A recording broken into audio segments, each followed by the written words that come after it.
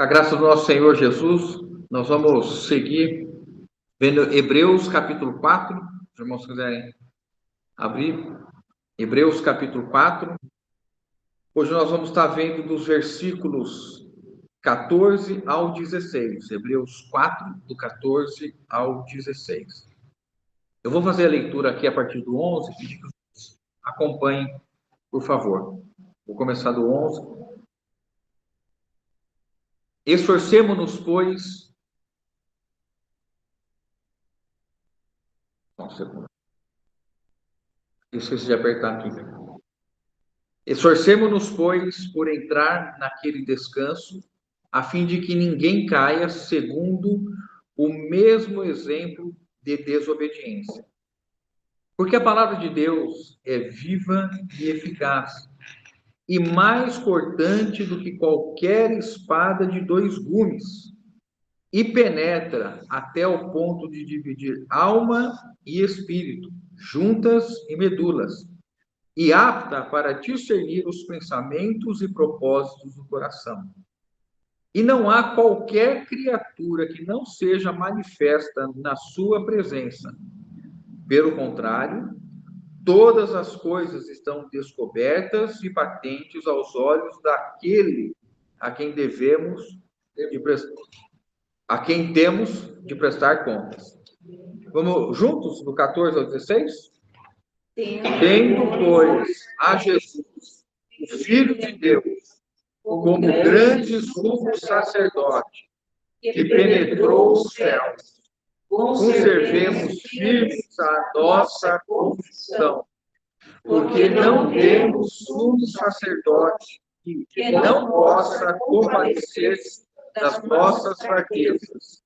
Antes foi ele tentado em todas as coisas, a nossa semelhança, mas sem pecado. Acheguemos-nos, portanto, confiadamente junto ao trono da graça, a fim de recebermos misericórdia e acharmos graça para socorro em ocasião oportuna. Amém. Nós te louvamos, amado Senhor. De fato, estamos diante da tua palavra santa, bendita, eterna. Tua palavra que é viva, que é eficaz. Tua palavra que opera em nós. Nós recebemos nessa noite, pela graça do nosso Senhor, a tua santa e bendita palavra. Concede-nos, Espírito, sabedoria, revelação, entendimento. Ministra a nós pelo teu Espírito. Senhor, precisamos que a tua palavra nessa noite seja acolhida por cada um de nós com fé. Que ela opere para o objetivo para o qual ela foi destinada nessa noite, Senhor. Opera em nós, opera por meio da tua palavra, em nome de Jesus. Amém. Irmãos, nós vimos na reunião passada, então, a grandiosidade da palavra de Deus. O nosso escritor, ele chega num determinado momento, né, como nós vimos aqui no versículo 12, e ele coloca que a palavra de Deus, ela é viva e eficaz. Isso para nós, né, aqui já convertidos e caminhando há muitos anos, né, nós temos e consideramos a palavra de Deus como de fato ela deve ser. Mas quando nós lemos, e esse texto nos dá a oportunidade de nós sermos relembrados e novamente enxergarmos a grandiosidade da palavra de Deus, o poder da palavra de Deus na nossa vida. O irmão aqui, ele nos traz a uma questão tão importante do capítulo 4, que ele está falando do descanso, e ele vincula que alguém só descansa verdadeiramente como cristão quando está obedecendo a palavra de Deus. Ele fez toda aquela analogia com a travessia do povo de Israel no deserto, o fracasso, e coloca aquilo como modelo a não ser seguido em hipótese nenhuma. A incredulidade, a desobediência, e aqui ele diz assim: querem gozar do descanso, que hoje está disponível a todo filho de Deus, obedeçam a palavra. E aí quando ele entra nesse versículo 11, que ele fala do esforçar, né, para entrar no descanso, e ele termina falando, segundo o mesmo exemplo de desobediência. Olha, lembrem-se que eles não alcançaram descanso porque desobedeceram ao Senhor na caminhada. De igual modo, nós estamos numa caminhada. De igual modo, a palavra de Deus é dispensada, é dada encaminhada para nós. E qual é a nossa relação ou reação diante da palavra de Deus? Deve ser a obediência. E quando nós vemos, então, que a palavra de Deus, como foi mostrado para nós na reunião passada, o poder incomparável da palavra de Deus, a palavra tem o poder de nos vivificar. Irmãos, quantas vezes na nossa jornada, no nosso dia a dia, nós nos encontramos amortecidos, mortos espiritualmente, abatidos espiritualmente, e a palavra de Deus, ela vem nos trazer vida. Essa vida de quem é? Do nosso Senhor Jesus. As minhas palavras são espírito e são vida. Então, nós nunca podemos, de fato, né? Há uma frase com relação aos cristãos que nós somos o povo do livro, e de fato somos. E precisamos ser cada vez mais íntimos à palavra de Deus, essa palavra que é viva, né, para nos vivificar, para nos fortalecer, para nos conduzir a uma conformação à imagem de Cristo. Onde nós buscaríamos isso? Onde nós teríamos um poder para interiormente trazer a vida divina para nós. Porque a palavra de Deus é o Espírito de Deus, traz a vida de Deus e nos conduz a sermos conformados, né, transformados à imagem do próprio Senhor. Então, essa é a tônica que nós olhamos na semana passada, e aí o versículo 13 diz, olha, diante dessa palavra, diante do poder dessa palavra, que esquadrinha, que vai até o mais íntimo, né? Aí vem o versículo 13, e todos os seres, não há ninguém que possa estar oculto. Todos estão diante do Senhor e deverão prestar contas. Essa relação, né, que foi trazida a palavra de Deus de prestar contas, ela tem um sentido por quê? Porque nós seremos julgados, de certa maneira, como diz Jesus ali em João 12, acho que 44, que a palavra de Deus estava sendo dada e que ele não seria o juiz, mas quem julgaria seria a própria palavra. O que isso significa? Que se nós ouvirmos a palavra e não a atendemos, não a obedecemos, é a palavra que estará se levantando no tribunal de Cristo para apontar que nós desobedecemos. Por isso que ele termina o versículo 13 dizendo assim, nós vamos ter que prestar contas. Nesse cenário, agora, entrando no versículo 14, que é o de hoje, irmãos, nós entendemos como Deus age, como o escritor, nosso bendito escritor e pastor aqui, ele age com muita sabedoria. Porque se por um lado há uma exortação, há uma administração, por outro, na mesma medida ou logo de imediato, ele vem trazer a grande refrigério. Esses versículos, né, dessa semana que nós lemos e estamos meditando, eu acho que para todos nós é um grande alento, porque nós somos conduzidos pelo escritor a não temermos fracassar ou falhar diante da grandiosidade da missão ou da comissão que nós temos, que é a carreira cristã. Então, é fácil imaginar, depois de tudo que ele vem dizendo, olha, não falhem, não desobedeçam, não permitam a incredulidade, não permitam a apostasia. Qual é a consequência comum que pode acontecer? O medo de não conseguir, o medo de fracassar. E aí, então, ele traz uma profunda revelação de Jesus. Tendo, pois, a Jesus, o Filho de Deus, como grande sumo sacerdote, que penetrou os céus, conservemos firmes a nossa confissão. Então, ele passa agora a dizer o seguinte, nós temos uma responsabilidade da carreira, estamos nessa caminhada, mas nós não estamos sós. há uma necessidade de nós compreendermos que é alguém que corre conosco. Quem é este? Ele diz: tendo, pois, a Jesus. O que nós temos, então? É fácil, né? É bom encher a boca para falar quem nós temos. Temos Jesus. Então, o alento que o escritor nos dá é que, diante da severidade ou diante da responsabilidade, da obediência à palavra de Deus, de caminharmos para agradarmos a Deus, é fácil, né? O nosso coração estar o quê? Preocupado, temeroso. E aí ele vem trazer as boas novas, né? Jesus, o Filho de Deus, como grande sumo sacerdote. Então, no estilo que o irmão tem de comparar e fazer comparações com a antiga aliança, ele traz e renova a questão de Jesus como sumo sacerdote. Se os irmãos olharem o capítulo 2, nós vamos retomar praticamente da onde o irmão parou. Capítulo 2, 17, é quando nós temos a primeira menção de Jesus como sumo sacerdote.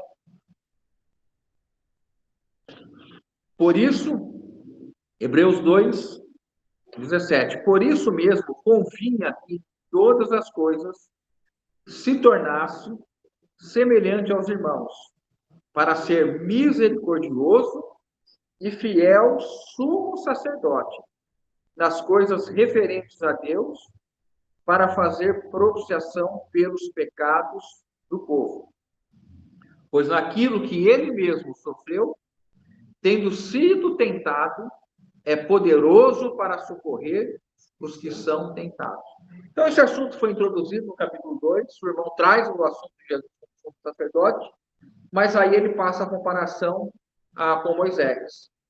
Moisés foi um servo de Deus na casa de Deus, agora Jesus, como filho de Deus e não como servo, na sua casa, na sua própria casa, essa casa que somos nós, e aí nós temos toda a comparação de Jesus com Moisés.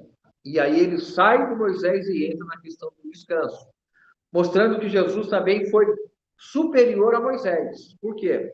Porque superior a Josué, porque Josué foi aquele que introduziu parcialmente o povo no descanso. Mas Jesus é o verdadeiro descanso que todo cristão tem hoje. Vinde a mim, todos vós que estáis cansados e sobrecarregados, e aprendei de mim, que sou manso e humilde de coração, e entrareis e saireis e achareis descanso para as vossas almas. Então, quando ele termina o assunto do descanso, aí ele retoma, então, agora no versículo 14, a questão do sumo sacerdote. E o que ele vai falar desse sumo sacerdote? Com quem agora nós vamos ter uma comparação na antiga aliança? Com Arão. Arão era o sumo sacerdote, o primeiro instituído pelo Senhor. E aqui ele vai, então, quando ele menciona esse sumo sacerdote, ou esse sumo sacerdócio de Jesus, ele tem a sua mente, e os primeiros ouvintes, a primeira assembleia que ouviu para quem a carta foi redigida, tinham muito fresco a questão da antiga aliança.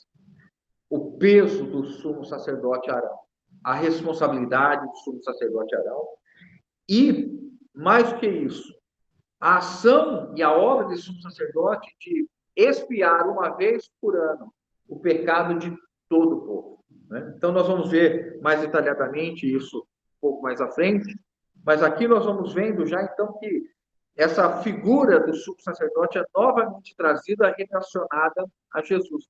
E por que Jesus é esse grande sumo sacerdote, irmãos? Por quê? Porque ele é o Filho de Deus. Ele é o grande sumo sacerdote, comparado com Arão, porque Arão não é o Filho de Deus. E Jesus, ele é o Filho de Deus. Então, quando nós olhamos essa comparação, o que nós temos? Que esta figura de Arão, ela era limitada, restrita, absolutamente falível, como o capítulo 5 vai nos mostrar isso, mas aqui ele parte para dizer, olha, vocês que estão sendo influenciados a voltarem à antiga aliança, à prática da antiga aliança, entendam que todos os grandes elementos da antiga aliança não se comparam com Jesus. Nem mesmo o sumo sacerdote Arão pode ser comparado. Porque Jesus é o Filho de Deus. E o sumo sacerdote Arão, irmãos, aonde era o lugar que o sumo sacerdote Arão ele penetrava, ou ele entrava? Aonde? Em um templo físico, terreno, não é? Construído por mãos humanas. Mas este sumo sacerdote Jesus, aonde ele entrou? Aonde ele está? Ele diz, ele penetrou dos céus. O que isso significa, irmãos? Significa que quando nós comparamos a ação de Arão, embora estivesse uma única vez no lugar santo ou santíssimo, onde Deus estava, não se compara com aonde Jesus estava. Vamos olhar alguns versículos de Levítico 16 para a gente ter a dimensão dessa distinção que é feita. Levítico 16, está lá no Pentateuco.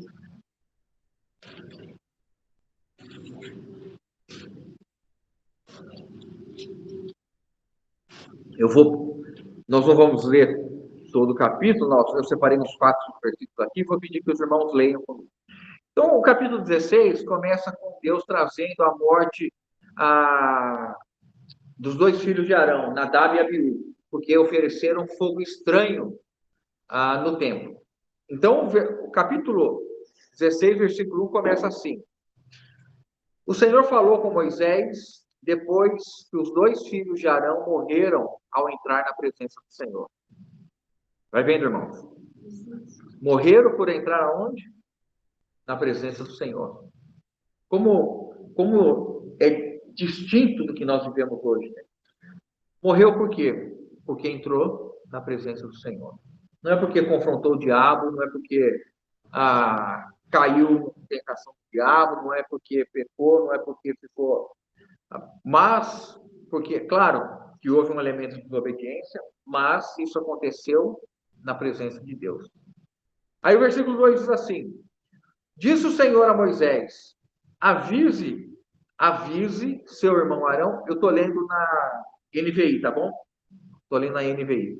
Avise seu irmão Arão que não entre quando bem entender no lugar santíssimo, atrás da cortina interna. Se o fizer, morrerá. Ali fica a tampa da arca, o lugar de expiação, e eu mesmo estou presente na nuvem sobre a tampa da arca. Versículo 3. Quando Arão entrar no santuário, seguirá todas essas instruções. Levará um novilho para oferta pelo pecado e um carneiro para o holocausto. Arão apresentará o seu próprio novilho como oferta pelo pecado para fazer expiação por si mesmo e por sua família, depois de matar o novilho como oferta pelo pecado. Arão matará primeiro o bode como oferta pelo pecado em favor do povo. Perdão, aí eu estou no 15 agora, tá? No 15. Então, nós temos Arão matando o novilho para oferta a si mesmo e por sua família. Depois, lá no 15, agora ele vai fazer pelo povo. No 15, Arão matará primeiro o bode como oferta pelo pecado em favor do povo e levará o sangue para trás da cortina interna. Ali aspergirá o sangue do bode sobre a tampa e diante dela, como fez com o sangue do novilho. 16. Desse modo, fará expiação pelo lugar santíssimo. E fará o mesmo com toda a tenda do encontro. Talvez a versão dos irmãos esteja a tenda da congregação, né? Tenda do encontro, por causa da contaminação pelo pecado e pela rebeldia do povo. Versículo 17. Atentem para isso, irmão. Ninguém mais poderá ficar na tenda do encontro quando Arão entrar para realizar a cerimônia de expiação no lugar santíssimo. Ninguém entrará até que ele saia depois de fazer a expiação por si mesmo, por sua família e por toda a comunidade de Israel. Vejam, irmãos, como era a questão cerimonial. E o acesso à presença de Deus, no Santo dos Santos, ou lugar santíssimo, se dava somente com Arão, o sumo sacerdote. Os seus filhos e os outros sumos sacerdotes não podiam entrar neste lugar. E Arão só podia entrar uma vez por ano. Primeiro com o ritual ou o sacrifício pelo seu pecado e da sua casa. Depois pelo próprio templo e pelo povo. E aí, quando Arão entrava, ninguém poderia estar acompanhando. Teria que ficar todo mundo fora. E até mesmo se ele estivesse agindo de modo inadequado, Deus disse assim: se você não agir conforme a instrução, vai morrer. Irmãos, este era um ambiente que você ou que alguém entraria de modo seguro, ou havia um certo temor? Ou havia até mesmo um medo, não é? Agora, vejam Hebreus capítulo 9. Hebreus capítulo 9, verso 24. Arão entrava e saía da presença de Deus. Hebreus 9, 24.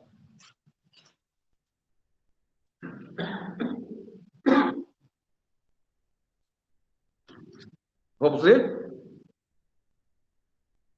Porque Cristo não entrou em santuário feito por mãos, figura do verdadeiro, porém no mesmo céu, para comparecer agora por nós diante de Deus. Então, quando nós vemos aqui no versículo 14, do capítulo 4, que nós estamos lendo, Jesus, quando ele penetra aos céus, ele vai estar aonde? Na presença de Deus. E na presença de Deus, ele entrou e saiu da presença de Deus? Não. Assentou-se à mão direita ou à destra do Altíssimo.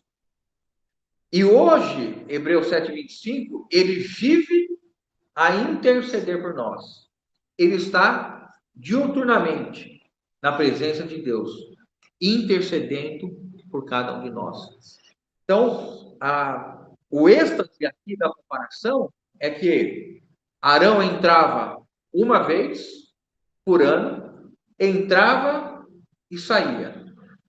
Jesus rasgou o céu, não entrou no santuário, no templo, ele subiu aos céus e foi à presença de Deus. E hoje, o texto que nós lemos, 9:24, diz que ele está agora, diante de Deus. E o que ele está fazendo ali? Para comparecer agora por nós, diante de Deus. Irmãos, eu queria fazer uma pergunta para os irmãos. Tem alguém agora que está por você diante de Deus? Você crê nisso? Tem alguém que 24 horas por dia está diante de Deus por mim e pelos irmãos. Ele vive a interceder por nós. Este é o sumo sacerdote da nova aliança. Não da casa de Arão, mas segundo a ordem de Melquisedeque. E aí no versículo 14, ele continua dizendo o seguinte: neste cenário, diante desse sumo sacerdote, qual é a nossa reação? Vamos ver a parte final do 14. Conservemos firmes a nossa confissão. O que o nosso escritor nos exorta? Olhem para Jesus. Olhem para o Filho de Deus. Olhem para esse sumo sacerdote que está agora rogando, intercedendo por você diante de Deus. Qual é a sua reação diante dos apelos deste século? Qual é a sua postura diante do assédio da religião? Qual é a sua postura diante do apelo às coisas religiosas, às coisas oficiosas, às coisas ritualísticas? Vocês vão querer retornar à antiga aliança? Vocês vão querer retornar a Moisés? Vocês vão querer viver o sacerdócio arônico de Arão? Ou vocês estão agora entendendo que há diante de Deus um sumo sacerdote que está 24 horas por dia, não uma vez por ano, que não precisa apresentar sacrifício por si mesmo. Ele é puro, santo, imaculado, e ele está rogando por cada um de nós. Qual é a nossa atitude? De quem nós vamos falar? O que nós vamos fazer daqui para frente diante dessa verdade? Vamos manter firmes a nossa fé em Jesus. Quem é Jesus? O Filho de Deus, o nosso sumo sacerdote. Vamos sair proclamando às pessoas que nós confessamos Jesus, o Filho de Deus, o nosso sumo sacerdote, que nunca, nunca, nunca deixou a presença de Deus, uma vez que ele ascendeu nessa condição, e está neste momento, e continuará assim, intercedendo diante de Deus por cada um de nós. Qual é a reação da igreja em pleno século XX, hoje? Senão uma só: confessar a Jesus. Falávamos alguns irmãos aqui no início da reunião, com tristeza pela situação que muitos irmãos vivem hoje, tendo que confessar outros nomes, além do nome de Jesus. Atribuindo a homens e mulheres uma condição de alguém que está intercedendo entre eles e Deus. Porque estes homens se proclamam boca exclusiva de Deus. E conduzem com mentira, com falsidade, com heresia, e fazem com que os filhos de Deus se desviem do verdadeiro. Aqui está dizendo, nós temos um só sumo sacerdote. Se olharmos o capítulo 3, versículo 1, qual é o encaminhamento que o nosso irmão dá para nós, que o Espírito Santo dá para ele através do Espírito Santo? 3:1. Por isso, vamos ler juntos? Por isso, santos irmãos, que participais da vocação celestial, considerai atentamente o apóstolo e sumo sacerdote da nossa confissão, Jesus. Quem nós confessamos? Quem é o objeto da nossa confissão de fé? Quem é o objeto da nossa confissão de fé? Jesus. Quem é o nosso apóstolo? Quem é o nosso sumo sacerdote? Vamos confessar algum pastor? Algum padre? Algum profeta? Algum fundador? Profetiza? Algum fundador? Nós vamos confessar algum nome de homem, algum nome de mulher, alguma instituição? Vamos colocar instituições na frente da obra de Jesus? Vamos exaltar a igreja, denominações? Vamos fazer com que isso ganhe alguma notoriedade? Por isso, santos irmãos que participais da vocação celestial, considerem, orem atentamente, se inspirem, se mantenham contemplando atentamente o apóstolo e sumo sacerdote da nossa confissão, Jesus. Então, a confissão de um cristão é Jesus. Quem nós confessamos? Jesus. Quem ele é? O Filho de Deus. E o que ele faz? Ele é o meu sumo sacerdote. E o que ele está fazendo por você agora? Ele está junto de Deus, intercedendo. Uma vez por ano? Não. Só no Natal. É só no Natal? Só na Páscoa? Não. Quando, irmãos? Todo dia, toda hora. Louvado seja o Senhor. Porque com o coração se crê para a justiça e com a boca se confessa a respeito da salvação. Então, esse clamor para nós continuarmos firmes, confessando a fé que nós temos, a fé depositada em Jesus. Ele me salvou, Ele é meu Redentor. Quando nós cremos interior, isso se operou em nossa vida. E quando nós, com a boca, articulamos isso, nós confessamos, nós declaramos que aquilo que operou interiormente é a nossa realidade. As pessoas testemunham que Jesus é o nosso Salvador. Porque com o coração se crê para a justiça. Ou seja, a salvação ocorre quando nós cremos no nosso coração. A salvação não ocorre quando a pessoa faz ou deixa de fazer algo. Larguei desse vício, agora estou salvo. Larguei dessa questão, agora não. Eu passei a reunir com o fulano de tal, ou com a igreja tal, agora eu estou salvo. A minha vida era assim, depois que eu descobri a igreja tal, minha vida mudou. Isso é uma falsa compreensão do que é a confissão cristã. Olhando atentamente, firmemente para Jesus, o nosso apóstolo e sumo sacerdote. É Ele que nos salva. Ele é o nosso Salvador. Esse é o único nome pelo qual importa que os homens sejam salvos. Não há outro nome no céu, não há outro nome na terra, não há outro nome nas profundidades, pelo qual importa que os homens sejam salvos. Hebreus 10, 23 diz assim, Hebreus 10, 23 diz assim, guardemos firme a confissão da esperança, sem vacilar, irmãos, pois quem fez a promessa é fiel. De novo, né? Há uma correlação muito íntima aqui de 4 a 14 e 10, 23. Guardemos firme a confissão. Qual esperança nós temos de salvação? Cristo em vós, a esperança da glória. Cristo em vós, a esperança da glória. Será que vai dar? Depende, irmãos. Depende para quem nós estamos olhando.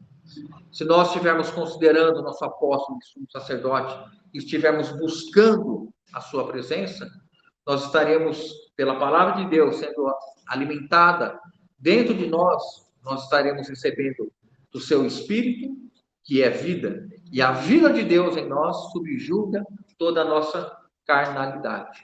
E aí nós seremos cada dia mais conformados à imagem de Cristo. Versículo 15. Se o 14 estava bom, irmãos, agora vai ficar melhor ainda. Porque não temos sumo sacerdote que não possa compadecer-se das nossas fraquezas.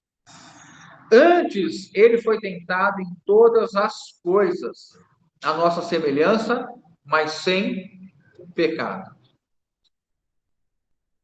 Então, agora há um aprofundamento, um esclarecimento da função sacerdotal do nosso Senhor Jesus. E aqui é engraçado que a maneira que o irmão traz aqui no versículo 15, começa no sentido, trazendo uma negação, porque não temos um sumo sacerdote que não possa compadecer-se da nossa fraqueza. O Espírito Santo guia o nosso irmão ao seguinte pensamento. Você traz uma frase, ou melhor, você traz alguns versículos, especialmente ali no capítulo 1, que fala que Jesus ele é o resplendor, a expressão exata do seu ser, o resplendor da sua glória, a expressão exata do seu ser, o herdeiro de todas essas coisas, que ascendeu e assentou à destra do Altíssimo, fala que ele penetrou os céus. Aí imagina os irmãos ouvindo isso, vivendo aquela perseguição toda, vendo seus parentes serem presos, né? Hebreus, acho que 10 a 34, acho que fala que eles estavam sofrendo com as prisões, o espólio dos bens.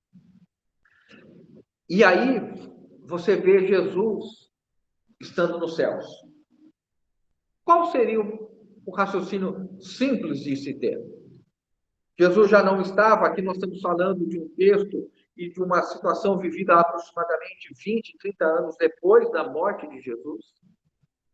Então, o que os irmãos estavam vivendo ali era muito intenso, muita perseguição. E Jesus penetrou os céus e ficou lá.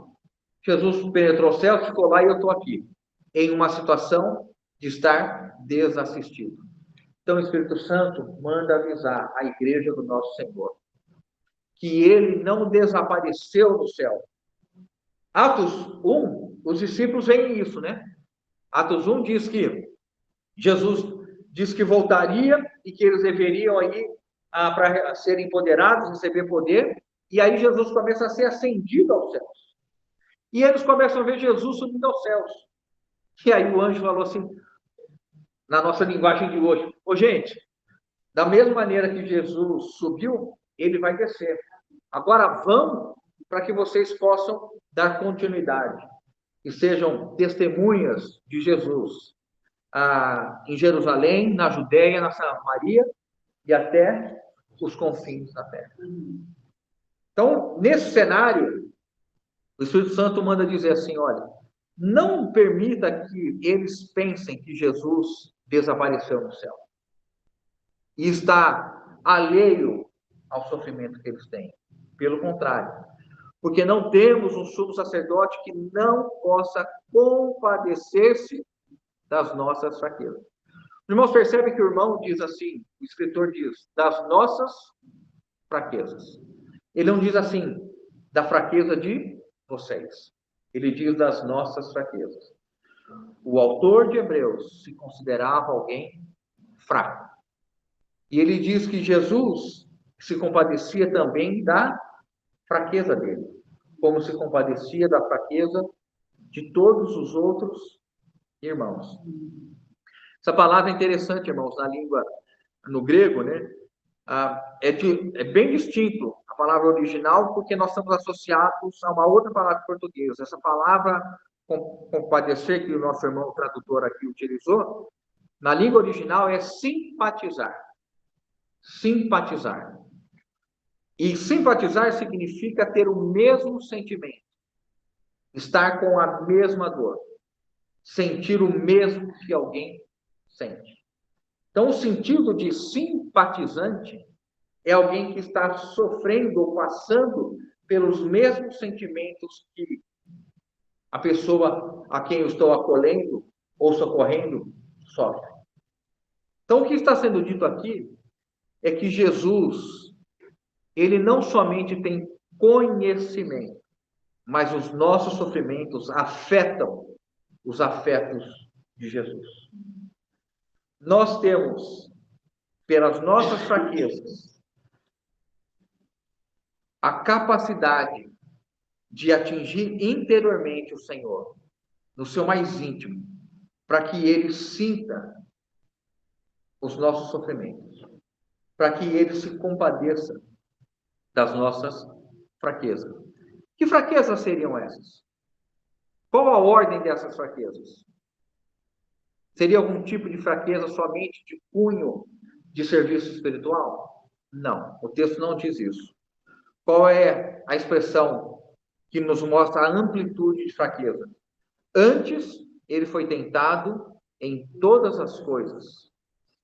Ou seja, o termo aqui, coisas, tem mais um sentido de área.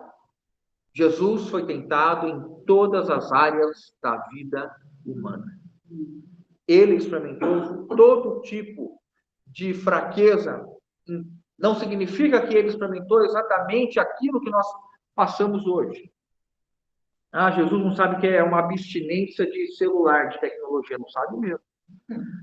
Mas ele experimentou em todas as áreas, inclusive na área de abstinência, quando ele esteve no deserto, ficou 40 dias sem comer e beber. É um tipo de abstinência.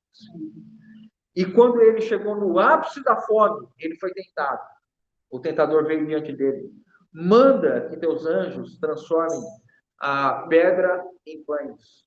Não é? E o Senhor respondeu isso com a palavra de Deus, estabelecendo aqui para nós uma visão de que em todo segmento da vida humana, em todas as áreas, o Senhor soube ou sabe o que nós passamos. Então, nós temos alguém que sofre conosco as nossas fraquezas. Deus sabe da nossa condição e por nós nos deu um grande sumo sacerdote. Às vezes nós temos uma dificuldade de lidar com fraquezas, não é? Primeiro pode existir uma negação. Algumas fraquezas que nós tentamos omitir da nossa própria, que nós tentamos ignorar. E nós tentamos viver uma vida como se nós não tivéssemos essas fraquezas. Uma outra questão que nós temos dificuldade é de lidar com a fraqueza das pessoas próximas a nós. E isso vai se tornando cada vez mais desafiador se a pessoa com quem nós mais estamos próximos começa ou tem fraquezas. E nós começamos a ter dificuldade de lidar com as fraquezas do nosso próximo. Mas, para Deus, a questão da fraqueza humana é absolutamente nítida, clara pela ação do pecado, mas a fraqueza dos cristãos. Paulo era alguém que tinha uma visão muito clara de que ele era alguém muito fraco. Eu vou ler só para os irmãos, tá? 1 Coríntios 2, 1, 5. 1 Coríntios 2, 1, 5. Olha a compreensão e como Paulo, creio que parte da experiência de força espiritual de Paulo era a dimensão da sua fraqueza. Eu, irmãos, quando fui ter convosco, anunciando-vos o testemunho de Deus, não o fiz com ostentação de linguagem ou de sabedoria, porque decidi nada saber entre vós, senão a Jesus Cristo e este crucificado. Agora o versículo 3. E foi em fraqueza, temor e grande temor que estive entre vós. Veja como a mentalidade de um servo de Deus consagrado, que caminha diante de Jesus, do seu apóstolo, do sacerdote, compreende a sua constituição como um regenerado. Ao contrário do que muito se vive hoje no nosso meio, na família da fé, em que existe por parte daqueles que se põem à frente de um grupo, ostentar uma imagem de forte, de invencível, que não tem fraqueza, que não tem pecado. Isso é tão comum hoje, irmãos, infelizmente, no meio cristão, não é?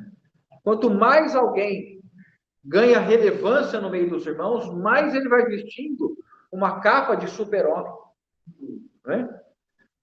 Para os outros é uma doença, para ele é um ataque de Satanás, porque ele é ungido de Deus. Então, as coisas na vida dele sempre acontecem porque é o demônio que está agindo. Para todos os outros irmãos, é porque faltou fé, porque está em pecado, porque está em fraqueza. Ele pede dinheiro para todo mundo, mas quando os irmãos precisam de dinheiro, ele fala, olha, creia e confie em Jesus, que ele vai te sustentar, e se você não for agraciado com isso, é porque te falta fé. Paulo fala para os irmãos, escreve, e Paulo sabia que nós iríamos ler 2.000 anos depois que ele era alguém que esteve diante da Assembleia em Corinto em fraqueza. Paulo era alguém que sabia ser fraco. Aí ele continua dizendo, também na segunda carta dele, 2 Coríntios 11:30. Se tenho de me gloriar, gloriar-me-ei no que diz respeito à minha fraqueza. Este irmão subiu ao terceiro céu, como ele diz. Ouviu palavras inefáveis, indizíveis. Fez milagres. 2 Coríntios 11:30. Fez milagres. Curava as pessoas. E ele lidava com a fraqueza dele com a consciência de um servo de Deus. ele não tinha vergonha de ser alguém fraco. Ainda em 2 Coríntios, capítulo 12, versículo 9 a 10. 2 Coríntios 12, 9 a 10. Paulo, então, agora está sendo esbofeteado pelo mensageiro de Satanás, que lhe colocou um espinho na carne, e ora 3 vezes ao Senhor, numa clara indicação de que ele esgotou tudo aquilo que era para orar, né? O termo 3, né, indica essa completude de uma ação. Então, ele orou 3 vezes. O que ele está dizendo? Eu estou orando há muito tempo. E aí, então, Jesus veio em resposta a ele. 2 Coríntios 12, 9 a 10. Então ele me disse: a minha graça te basta, porque o poder se aperfeiçoa na fraqueza. De boa vontade, pois, me gloriarei nas fraquezas, para que sobre mim repouse o poder de Cristo. Os irmãos percebem que há um caminho para nós entendermos. Veja, o texto que nós estamos lendo e os textos que nós estamos lendo não caminham no sentido de nós normalizarmos a fraqueza como exaltação ou como algo para nós nos ocultarmos atrás da nossa fraqueza. Ah, eu sou fraco mesmo. Ah, eu não consigo isso. Não consigo ler a Bíblia porque eu sou fraco mesmo. Não consigo. Não é isso que a Bíblia está tratando. A Bíblia não está valorizando a fraqueza. Está relatando uma condição de todo o povo de Deus, de toda a sua igreja, de todo servo de Deus, que por conta da ação do pecado continua com um corpo frágil. Mas que há um caminho, e o que a Bíblia nos mostra, há alguém que foi destinado a lidar com a fraqueza dos seus. Jesus, o nosso sumo sacerdote. Ele sofre interiormente com as nossas fraquezas, sente as nossas fraquezas.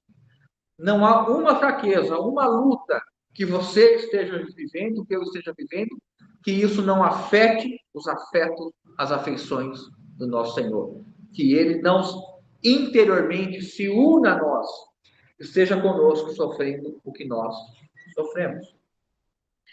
Mas me gloriarei nas fraquezas para que sobre mim repouse o poder de Cristo. O que o 15 está dizendo? Antes ele foi tentado em todas as coisas. Paulo está dizendo, olha, quando eu apresento para ele as minhas fraquezas, ele me socorre com poder. É um negócio. Jesus disse assim, olha, você me dá a tua fraqueza e eu te dou o meu poder. Mas é só isso mesmo, Jesus? Mas eu não tenho nada para te dar. Então, não dá nada. Só me dá a tua fraqueza, a tua incapacidade, a tua falta de poder, e eu vou te dar a graça, eu vou te dar o meu poder. Então, nós vamos ter uma parceria nesse sentido.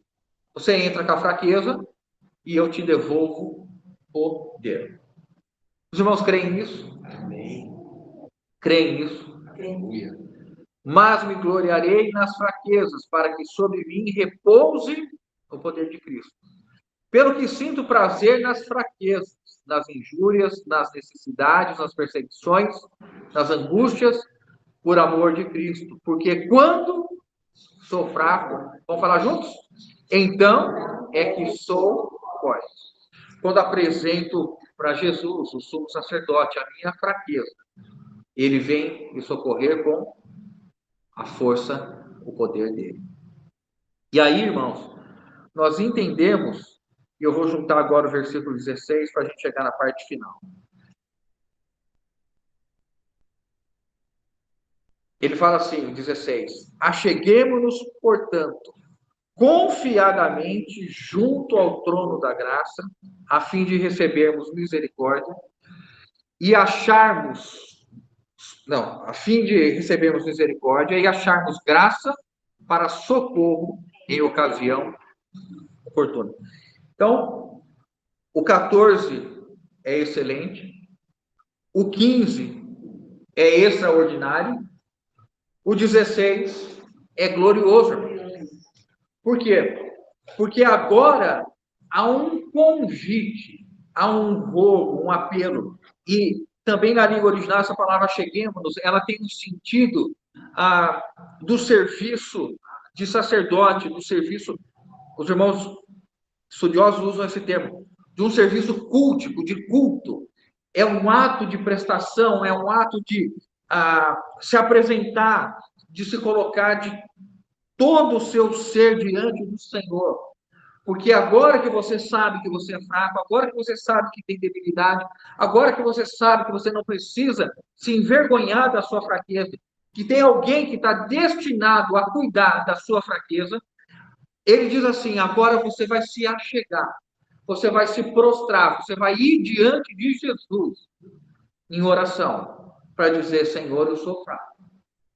Eu sou fraco. Eu não consigo vencer isso. Eu não consigo sair dessa situação. Eu prometi que semana passada eu não faria isso. Estou novamente fazendo isso. Eu não consigo lidar com o meu temperamento. Eu não queria ser irritadiço. Eu não queria ser iracundo. Eu não queria sentir inveja. Eu não gostaria de ser tão frágil. Eu preciso de socorro. E da parte do nosso Senhor, ele diz: há um lugar em que Jesus te recebe. E aqui, trono da graça faz referência a dois ministérios de Jesus. O primeiro, de rei. Há um trono. Jesus é o rei. Ele está sentado à destra da majestade do Altíssimo. O governo está sobre os seus ombros. O seu reino é de eternidade a eternidade. Mas há um outro ministério de Jesus, que é mostrado aqui, trono da graça, diz respeito ao seu sacerdócio. Jesus é rei e Jesus é o sumo sacerdote. E como sumo sacerdote, ele nos recebe graciosamente. Não há um sacrifício a ser pago para estar diante de Jesus. Não há uma promessa, não há escadaria, não há oferta, não há flagelo, não há ir a tal lugar pagar a promessa. Porque Jesus, ele fez o mais perfeito sacrifício e derradeiro. Não há nenhum outro sacrifício a ser feito para que nós tenhamos a presença de Jesus. Senão, simplesmente, reconhecermos as nossas fraquezas e estarmos diante dele. E orarmos. Irmãos, esse versículo 16 é um grande, se o 12 é um grande foco, um grande destaque para a palavra de Deus, o 16 é um grande chamado à vida contemplativa, à vida meditativa, à vida de oração. Acheguemo-nos, portanto, confiadamente junto ao trono da graça, um lugar onde foi designado para receber os fracos, os desprezados, os abatidos, os contritos, os humilhados, os envergonhados, os desprezados. Há um lugar onde este sumo sacerdote está, para falar com quem? Comigo e com os irmãos. E quando nós estamos sendo acusados, nós temos Jesus, nosso sumo sacerdote, que vive a interceder por nós. Pai, ele foi comprado por mim. Ele está na minha mão direita. Sobre ele há o meu sangue. Ele é habitado pelo nosso Espírito. Ele tem a vida eterna. Ele é teu herdeiro, co-herdeiro comigo. Nós estamos diante do nosso sumo sacerdote, protegidos pela sua graça. Ele não está vindo agora em justiça. Esse não é o tempo de justiça. Não é o tempo do juízo. Não é o tempo de sermos avaliados. Mas é o tempo de nós hoje nos prepararmos para o tribunal de Cristo. É o tempo de hoje nós recebermos graça e vencermos por estarmos diante do Senhor em constante oração, como Ele vive a interceder por nós. Irmãos, é gozado como que Jesus intercede pelas nossas fraquezas e nós não oramos pelas nossas fraquezas. Quanto tempo você tem gastado de oração pela sua pessoa? Para que você seja transformado, para que eu seja mudado, para que nós sejamos pessoas melhores, no sentido de mais dons, mais ministérios, mais serviço, mais consagração. Quando foi a última vez que você orou verdadeiramente, renovando a sua consagração, colocando a Assembleia que o Senhor nos deu a congregar como um alvo de entrega, de consagração, de serviço, os colegas de trabalho? Quando foi a última vez que nós consideramos em oração, Senhor, o que eu estou fazendo neste ambiente de trabalho, nessa família, nessa vizinhança? Nós não temos orado pelas nossas fraquezas. E aqui nós, então, somos levados a entender que nós temos a parte do nosso Senhor, a misericórdia e a graça. E há os irmãos sofrem, né? Para tentar definir as definições, né? A conceituação de palavras, às vezes são difíceis. Mas a misericórdia, né? O próprio sentido da palavra, né? É de miséria, essa é uma palavra latina, né? A junção de miséria, ausência de qualquer coisa, e cardia, coração. Então, alguém misericordioso é alguém que se compadece do miserável, alguém que não tem, que se compadece de quem não tem nada a entregar. Então, nesse conceito, a misericórdia do Senhor são as causas de nós não sermos. Então, nós deveríamos ser consumidos? Deveríamos. Nós deveríamos estar condenados? Deveríamos. Então, misericórdia, num certo sentido, é Deus não nos dar aquilo que nós deveríamos receber. Então, diariamente, Jesus nos dá aquilo que nós deveríamos, pela nossa fraqueza, pecaminosidade, o que nós deveríamos receber. A punição, a destruição, o lago de fogo, e Ele não nos dá isso. Diariamente, Ele renova a misericórdia. Nós não mereceríamos, mas o Senhor nos dá o que nós não mereceríamos, misericórdia. Então, misericórdia, irmãos, nós não precisamos lutar para conquistar, nós vamos crer, não é? Nós vamos crer que Ele é misericordioso, que as misericórdias se renovam diariamente. Zerou o crédito de misericórdia nesse dia.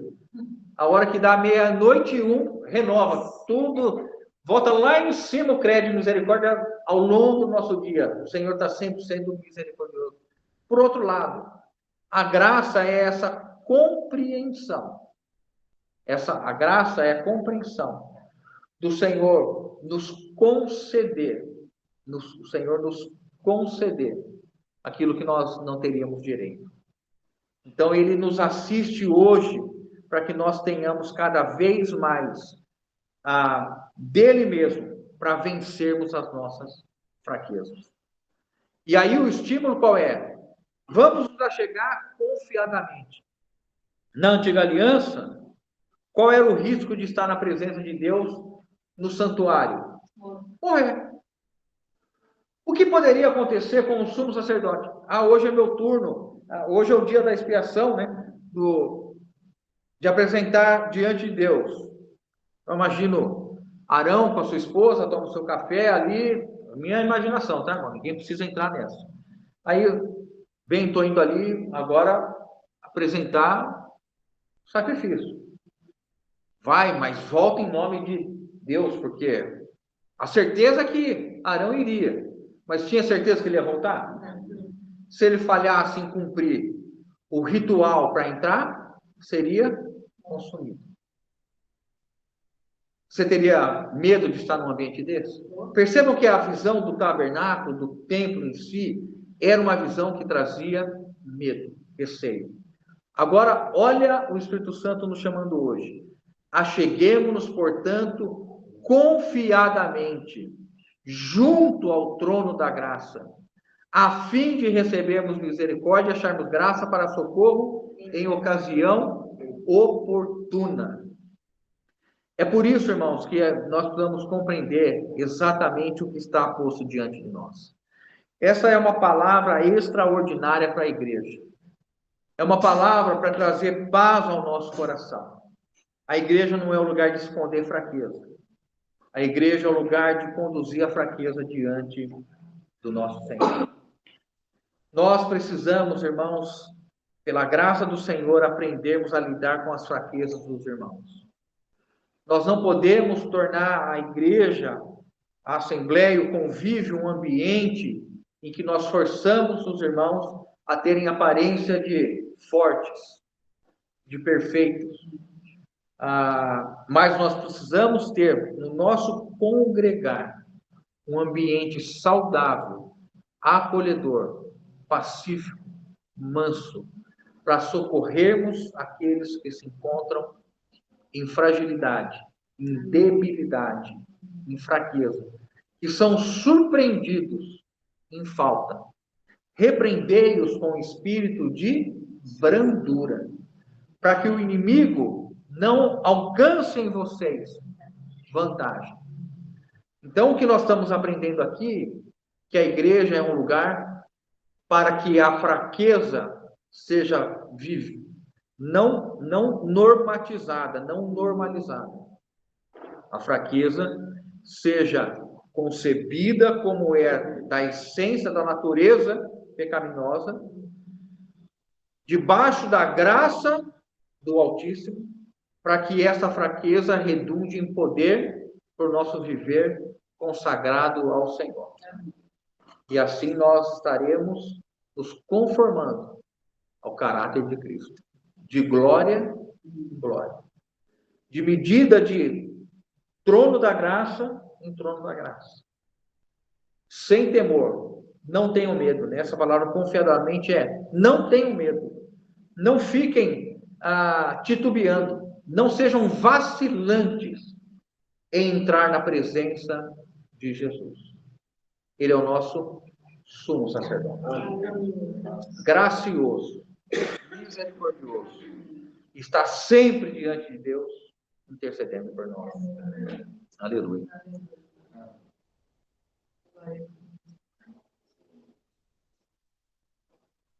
Amém.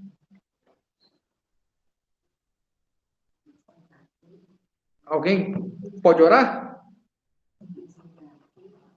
Já desligamos. Alguém pode orar?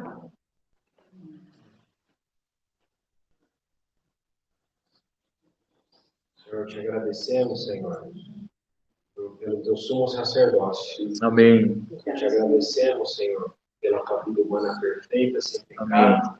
Amém. Nos capacitou, Senhor, o Senhor a penetrar os céus. Amém. Está intercedendo por nós diuturnamente. Amém. Obrigado pela tua intercessão. Amém. Ó, Senhor, onde estaríamos sem ela, Senhor? Sim. Muito obrigado, Senhor, porque essa palavra enche o nosso coração de gozo, Amém. de alegria, de confiança, de Amém. encorajamento, porque em todas as coisas o Senhor foi tentado, o Senhor simpatiza conosco, o Senhor nos entende nas nossas fraquezas. Amém. Senhor, sim, reconhecemos que somos fracos, Senhor. Então, nós não somos fortes, Senhor, nossa porção não é com a dos soberbos. É verdade. Nós reconhecemos que precisamos do trono da graça. Amém. Senhor, e é para lá que nós vamos. Amém. O trono da graça é o nosso lugar. Nós somos fracos. Nós precisamos, Senhor, estar contigo. Amém. Ó, nosso amado sumo sacerdote. Aleluia.